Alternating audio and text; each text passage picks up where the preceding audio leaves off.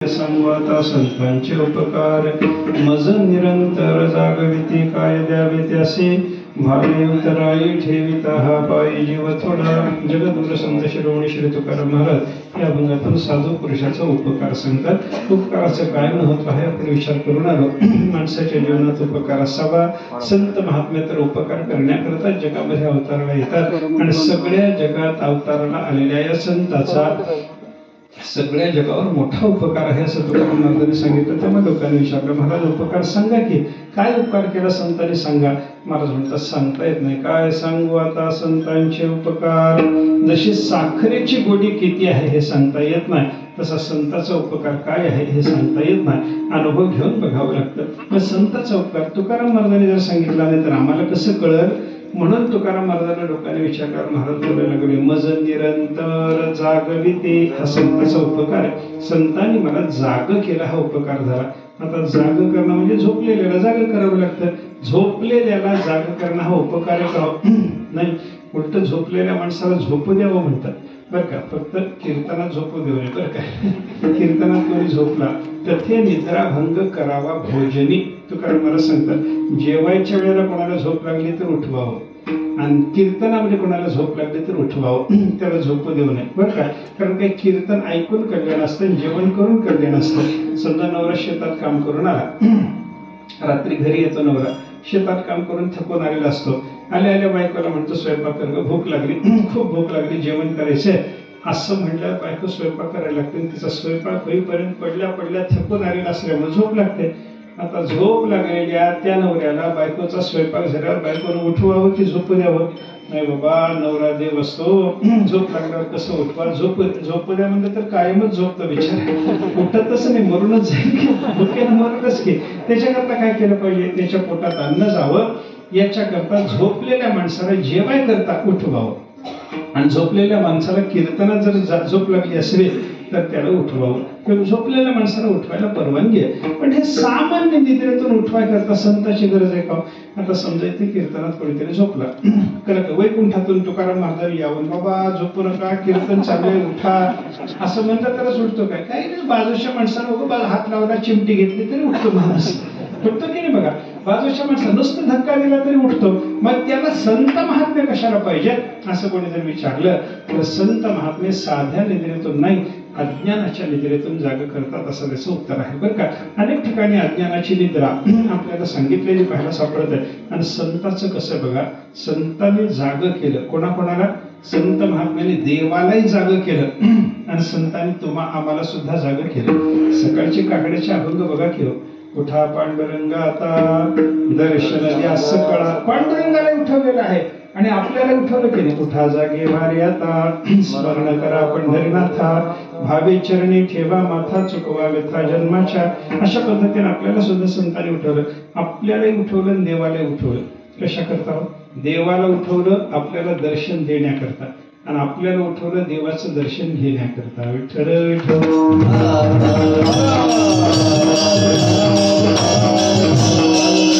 आपल्याला देवाला दर्शन द्यावं म्हणून तुकाराम महाराजांनी देवाला उठवलं जर असलं तर तो सुद्धा आपल्यावरचाच उपकार आहे। आणि आपल्याला देवाचं दर्शन घेण्याकरता तुकाराम महाराज उठवत असतील तर तो सुद्धा आपल्यावरचाच उपकार आहे। देवाला उठवलं तरी आपल्यावर उपकार आणि आपल्याला उठवलं तरी आपल्यावर उपकार असा अज्ञानाच्या निद्रेतून जाग करण्याचा उपकार संत महात्मे करतात। आणि या उपकाराच्या बदल्यात संताला काहीही दिलं तरी त्यांचा उपकार फिटत नाही। त्यांच्या चरणी जीव ठेवला तरी थोडा पडतो। मला दुसऱ्या शरणात सांगतात काय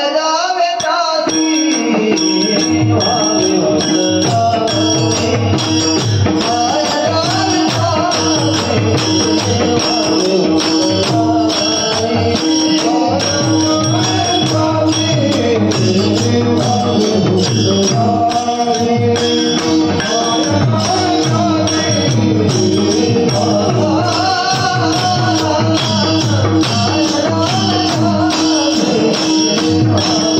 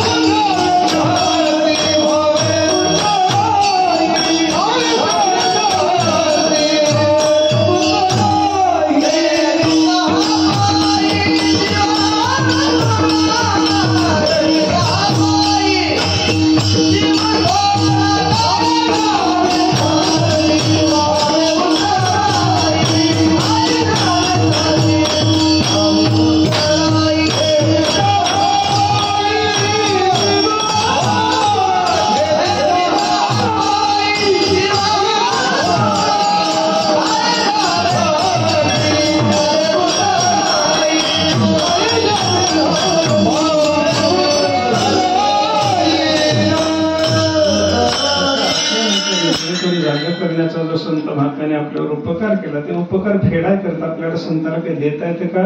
काही देता येत नाही. काही देऊन संताचा उपकार फिटत नाही. कसं आहे बघा, उपकारात दोन प्रकार आहेत. काही उपकार फिटू शकतात आणि काही उपकार फिटू शकत नाही. मी उदाहरण सांगतो. आपल्याला गवळ्यानं दूध आणून दिलं, उपकार फिरता येतात की नाही? गवळ्यानं दूध आणून दिल्याच्या नंतर दुधाचे पैसे त्याला देऊन टाकता येतात. पण आईनं लेकराला दूध पाजून मोठं केलं, काय देता येईल? काय देऊन आईच्या दुधाचा उपकार फिटेल? काही उपकार फिटत नाही. गवळ्यानं दूधच दिलं आणि आईने दूधच दिलं, पण गवळ्यानं दिलेला दुधाचा उपकार पैसे देऊन फेडता येतो. आईनं दूध पाजून मोठं केलेलं जर असेल तर त्या आईच्या दुधाचा उपकार काही देऊन फिटत नाही. बरं का, जगातला कोणाचा उपकार कसा आहे? गवळ्याच्या दुधासारखा काहीतरी करून तुमचा आमचा उपकार फेडता येतो. पण संताचा उपकार कसा? आईच्या दुधासारखा. आईच्या दुधाकरता काहीही आईला जसं देता येत नाही तसं संताच्या उपकाराकरता काहीही त्यांना देता येत नाही. ठेविता हा पायी जीव थोडा. आपण त्या संताच्या चरणाला उपकार फेडण्याकरता जीव जरी देऊन टाकला तरी संताचा उपकार फिटत नाही, जीव सुद्धा थोडा पडतो. असा संताचा उपकार आहे. संतांनी आपल्याला जाग केलं, अज्ञानाच्या निद्रेतून जाग केला, हा उपकार आहे. आणि अज्ञानाच्या निद्रेतून जाग करण्याकरता संत काय करतात? महाराज तिसऱ्या चरणात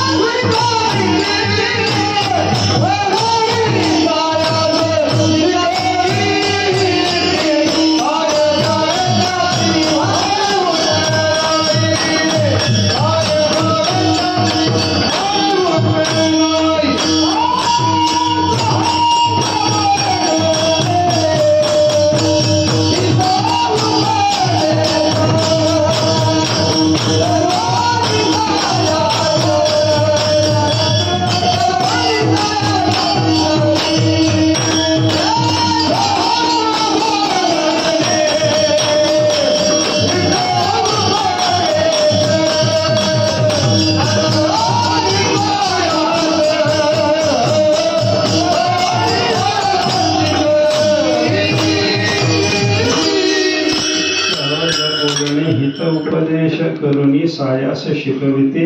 अज्ञानाच्या निद्रेतून जाग करण्याकरता संत महात्मे आपल्याला सहज बोलण्यातून हिताचा उपदेश करतात.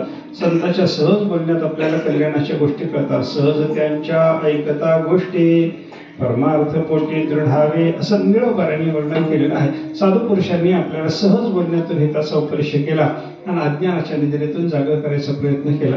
पण एखादा माणूस असा असतो, सहज बोलून काही संतांनी सांगितलं तर ऐकत नाही.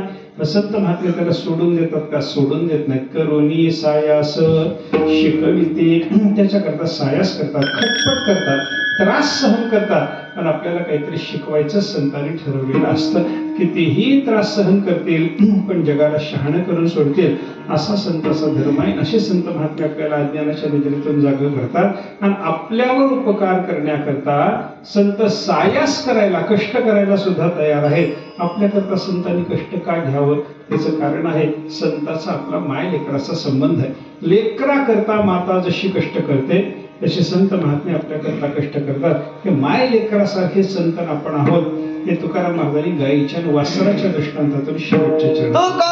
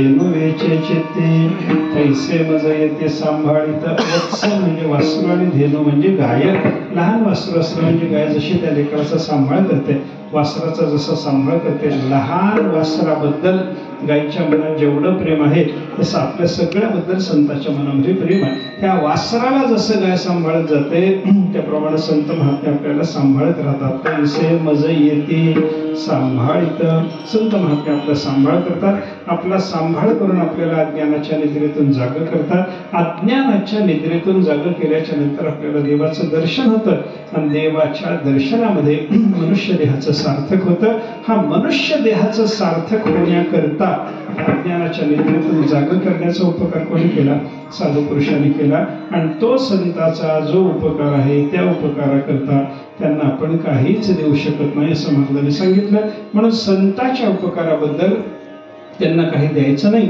असं समजू नये आपल्याला जे घडे शरीर देता आलं शरीर द्या संतांच्या उपकाराकरता त्यांना वाणी देता आली वाणी द्या आपलं मन देता आलं मन द्या काही ठेविले चरणी तेची घेते पुरवणी तुका पायवणी घेवणी या निराळा महाराज म्हणतात संतांच्या चरणाला देता येत नाही त्यांचा उपकार फेडायसारखा आपल्याजवळ काहीच नाही हे जरी खरं असलं तरी आपल्याला घडेल ते आपण संतांना समर्पण करून संतांच्या उपकारातून उतराई व्हावं आणि संत महात्म्याचा उपकार कायम आपल्यावर आहे या भावनेनं संतांबद्दल नम्र बुद्धी बाळगून वागलं पाहिजे असं महाराजांचा या अभंगात परिचय आपण सर्वांनी संतांची सेवा केली पाहिजे आपण सर्वांनी कायावाच्या मन संतांना समर्पण केलं पाहिजे आपण ज्ञानेश्वरी गाथा हे रोज रोज वाचलं पाहिजे अभ्यास केला पाहिजे आणि त्याच्यात संतांनी जे सांगितलं ते जाणून घेऊन आपल्या देहाचं सार्थक करून घ्यावं एवढंच या अभंगातून तुकाराम महाराजांना सांगायचं आहे प्रत्येकाने लक्षात घेतलं पाहिजे.